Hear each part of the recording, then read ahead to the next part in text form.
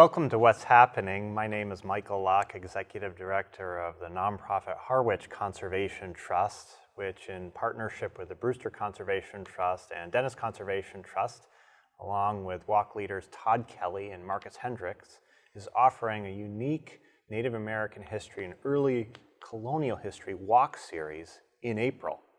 And here with us today is one of those walk leaders, Todd Kelley. Welcome, Todd. Thank you, Mike. Thank you. Todd, tell us a little bit about yourself, some of your background. Well, I grew up in Chatham. I was born and raised at Chatham, so I went to school K through 12 at Monomoic, is what it is.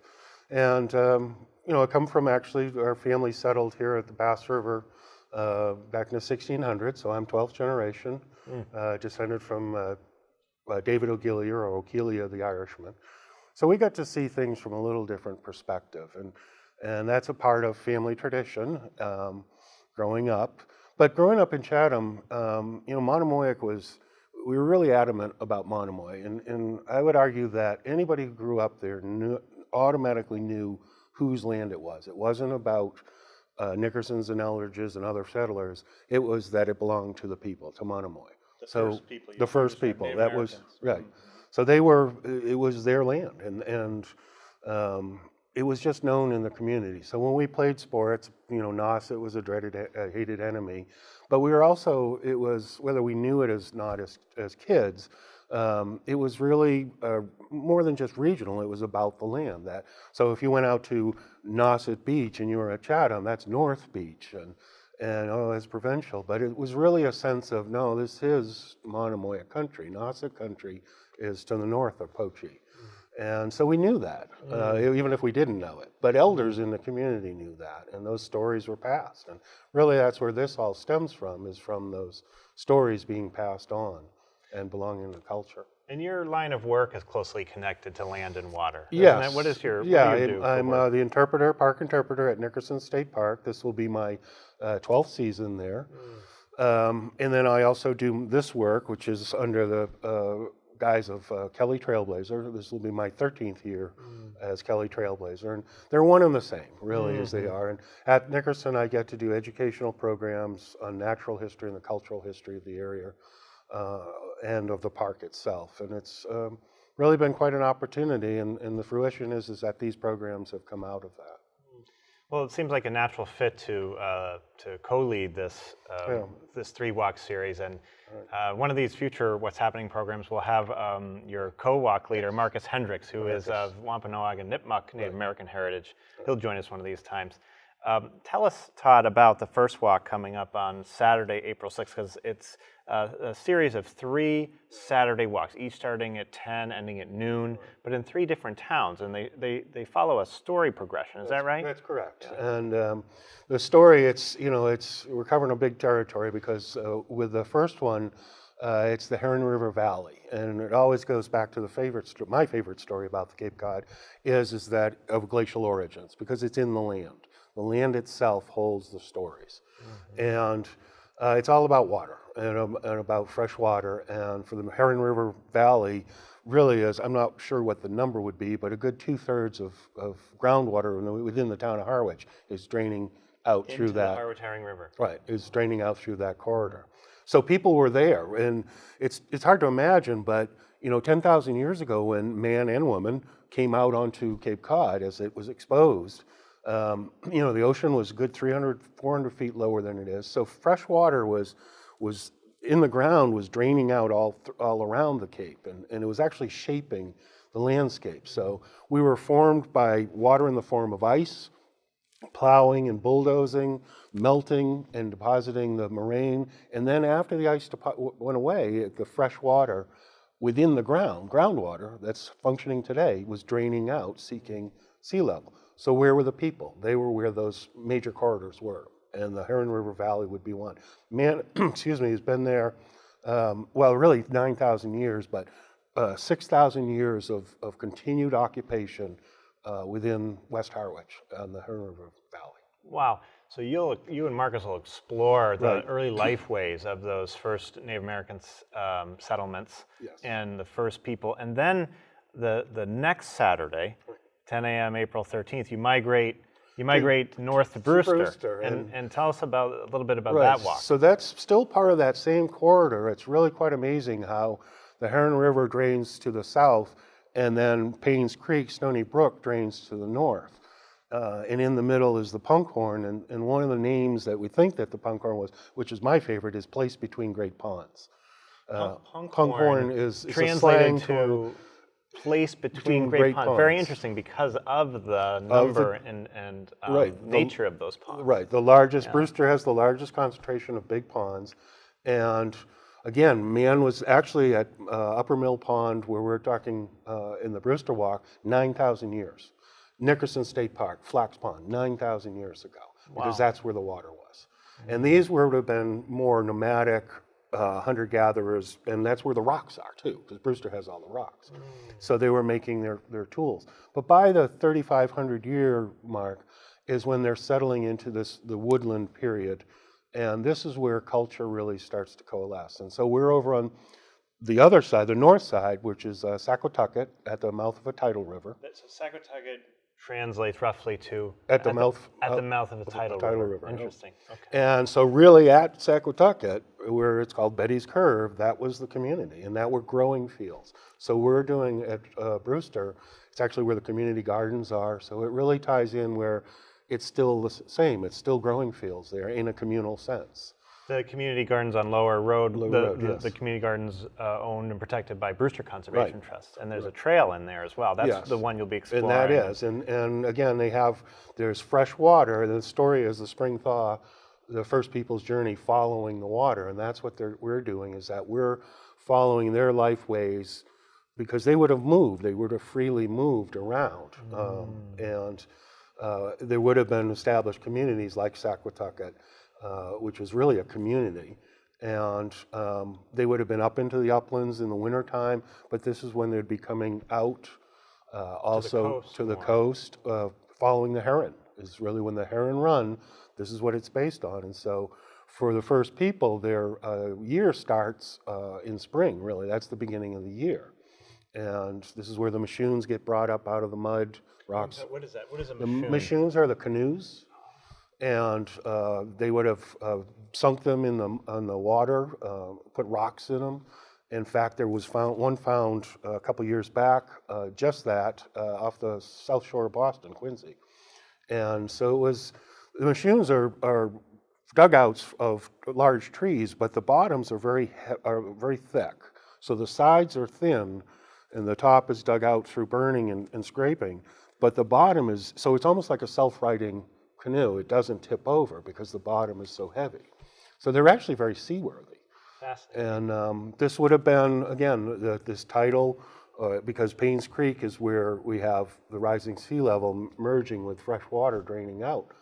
And Draining out of Stony Brook. Stony Brook, which is where the herring run. Right. Yeah. And so it becomes Paynes Creek, and we think that basically that line is south of Betty's Curve on Route 6A, where the salt water is mingling with the fresh water. For the Stony Brook Valley of Upper Mill Pond, that's pure fresh water. And wow. So then on the final of the 3 Saturdays, on April 20th at 10 a.m., you migrate to Dennis. Yes. And where do you start in Dennis for this next So we'll be on the Bass River at the Indian Lands. It's actually, again, another corridor based on this waterway where people would have moved, and people would have been on one side and on the other side, and they could have been interrelated, but they would have moved freely. Their weetus, their houses weren't, the long houses were permanent structures, but they would last, maybe 30 years, and then they would take them down and rebuild, likely elsewhere, to allow the land to let the land lay fallow and recover. So they were really free moving, and they would be in the wintertime in places where they were safe from the harsh storms, but they would also ice fish. So they weren't like, oh, I'm hiding in my weetu waiting for the summer to come. They were actively hunting. Ice fish on local ice ponds. fishing, absolutely.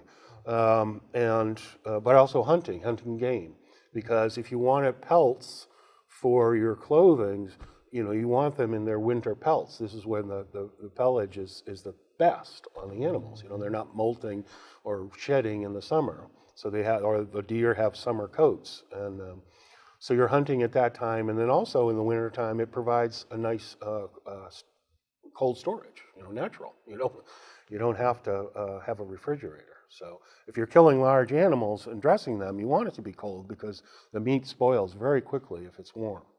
And so this would have been their way of their life. And at Dennis, where there's actually, with Brewster, West Brewster, John Dillingham, John Wings, early settlers there was the Quaker Path, which is basically A.P. Newcomb Road, Airline Drive, all the way to present-day Mayfair.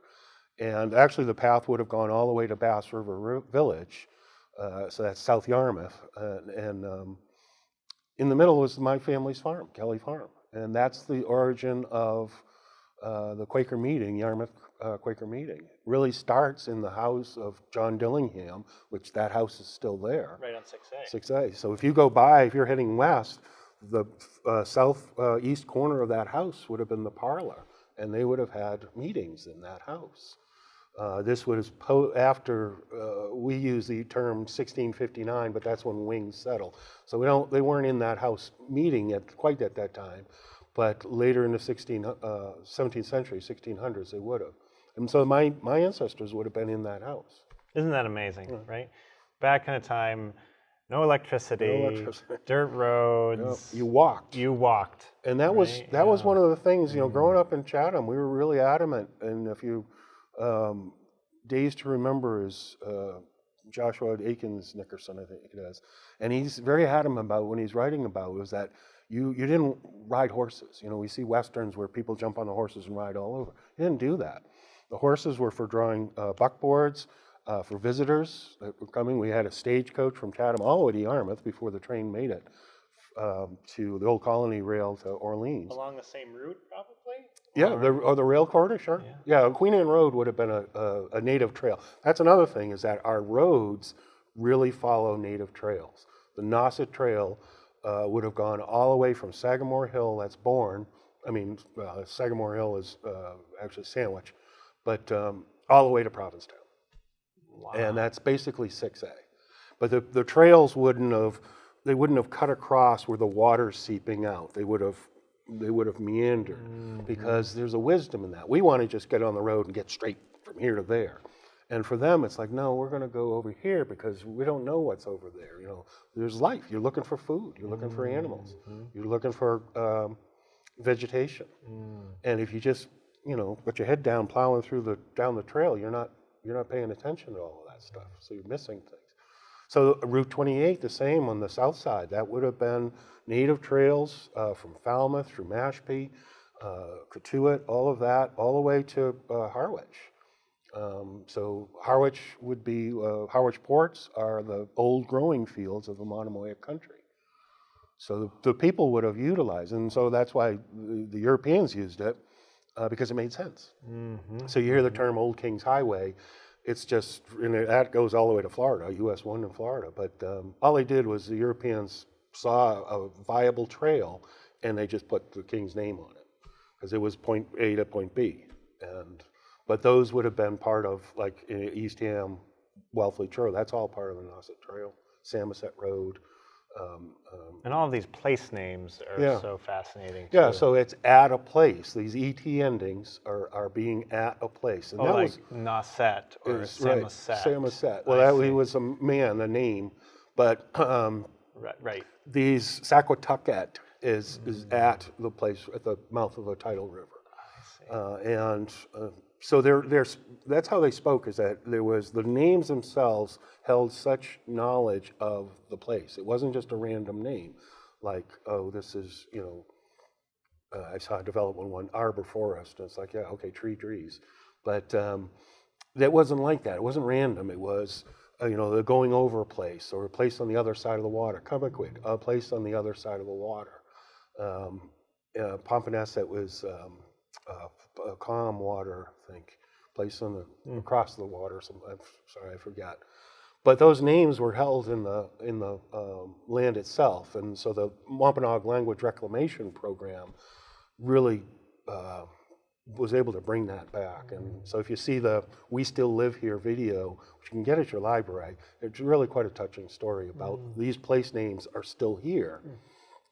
And that led to bringing the language back.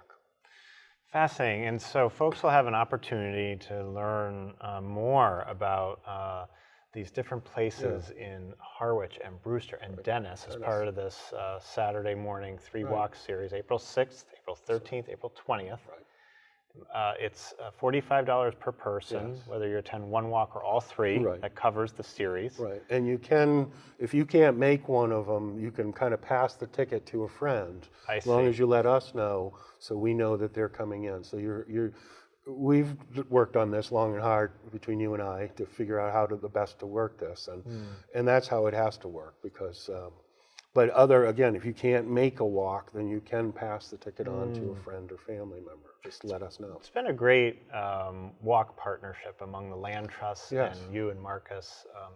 Harwich Conservation Trust feels fortunate to have started it with you and Marcus. And folks can learn more at harwichconservationtrust.org. They can register at harwichconservationtrust.org, the website. So thank you, Todd. My pleasure, Mike. Thank you, and we look forward to learning more during the April walks. It's, connecting to the land that you're walking, that there are stories, there's people's lives, generations of stories. So, it's a great pleasure. Thank you for tuning in, and we look forward to seeing you again on What's Happening.